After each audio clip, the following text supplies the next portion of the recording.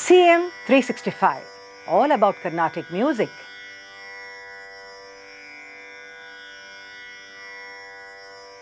If Carnatic music has survived and progressed so well in the domain of both Lakshya and Lakshana for so many years, we see that it is because of the continuous patronage that has been extended to it by the great kings, rajas, nawabs, zamindars, and so on.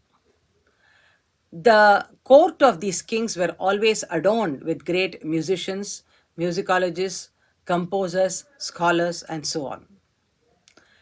Many rulers actually have not only been great connoisseurs of the arts, but they themselves were well versed in the art and science of music, and they genuinely appreciated the work of artists and also gave them so much of support, and that's why arts flourished in such a big way. Many rulers were also expert Lakshanakaras and left behind great theoretical works for us. For example, you see the Sangeetha Chintamani of Vema Bhupala or the Sangeetha Sudha of Raghunatha Nayak. All these they were kings actually, but they wrote such monumental works for us. And also we see that the Sangeeta Sampradaya Pradarshini of Subrama Dikshidhar, as well as the Swaramela Kalanidhi of Ramamatya, were written at the desire of these patrons, and this has been also acknowledged by these authors in their works.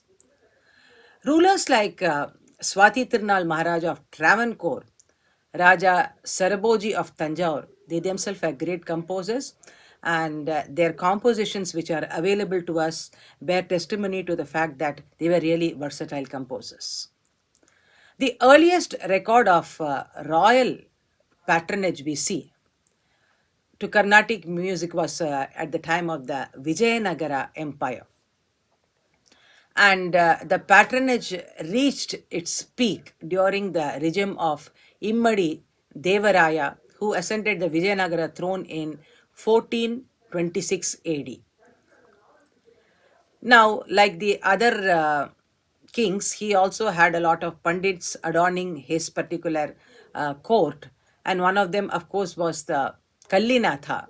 And under the patronage of this king, Kallinatha wrote the celebrated commentary Kalanidhi on the noted work Sangeetha Ratnakara of Sarangadeva. This is indeed a very valuable contribution to the field of music.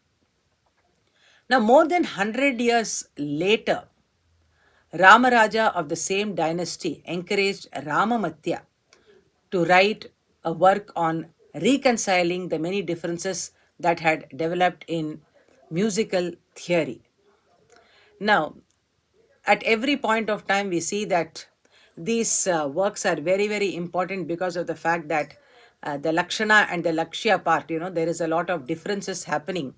And though we say that the Lakshya actually guides the Lakshana, we need great scholars to really codify the Lakshana so that for posterity we get a clue about what each concept in music is. So that way we see that this particular work, the Swaramela Kalanidhi, was written in 1550 AD and during this period, Sultan Barhan Khan of Ahmednagar encourages another court musician, Pundarika Vithala, a Kannadiga, to write about a few works.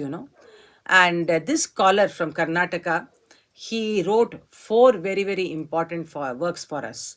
The Shadraga Chandrodaya, Raga Manjari, Raga Mala, Nartana Nirnaya, and so on. Thus, we see that the Vijayanagara Empire was one of the seats of music in the sense that this particular empire and the kings here did a lot in terms of promoting the cause of music by actually encouraging a lot of scholars to write valuable works on the Lakshana of music. They also patronized a lot of musicians. Thus, we see that the kingdom was vibrant with a lot of musical activities going on. Today we talk about public patronage and the patronage to music or dance given by sabas as the prime methodology for the survival of music. But we see that in earlier times, it was only in the king's courts, that is by the king's Rajas, Zamindars, and others, that music actually progressed so well and flourished to such a large extent. CM 365, all about Carnatic music.